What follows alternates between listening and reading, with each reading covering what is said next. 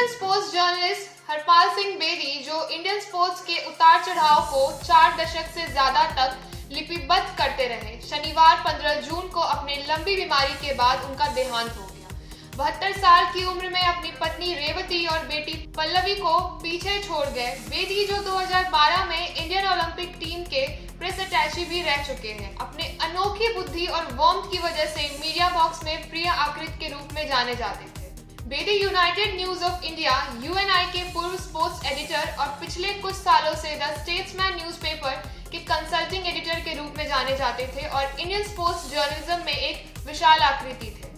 बेदी की शानदार करियर में 8 ओलंपिक गेम्स, अनेक एशियन और कॉमनवेल्थ गेम्स, क्रिकेट और हॉकी वर्ल्ड कप और अनेक वर्ल्ड और नेशनल चैंपियनशिप का ऑन ग्राउंड कवरेज शामिल था। वो यंग जर्नलिस्ट को मेंटोर करने के लिए भी जाने जाते थे और उनके नर्व्स और उनके ट्रेडमार्क ह्यूमर को ईज करते थे।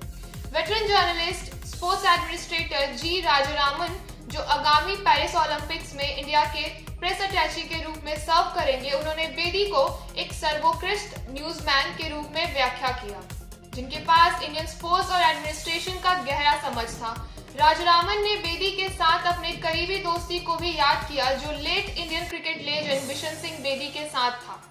हरपाल सिंह बेदी जवाहरलाल नेहरू यूनिवर्सिटी के भूतपूर्व छात्र थे, जिन्होंने स्कूल ऑफ इंटरनेशनल स्टडीज से मास्टर्स और मास्टर्स इन फिलॉसफी की पढ़ाई की थी।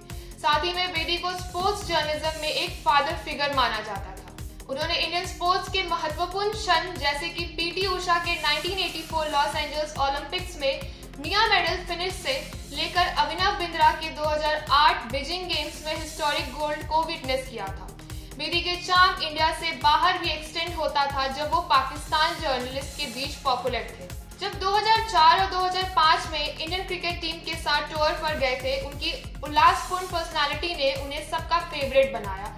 Senior Pakistani sports journalist Rashid Shakoor Bedi के न्यूज और ड्यूअल टैलेंट को याद करते हुए कहा कि मैंने उसे कमेंट के लिए कांटेक्ट किया और मुझे याद है कि वो जोर से हंस रहा था और मुझे छेड़ रहा था इसके बारे में लिखने के लिए।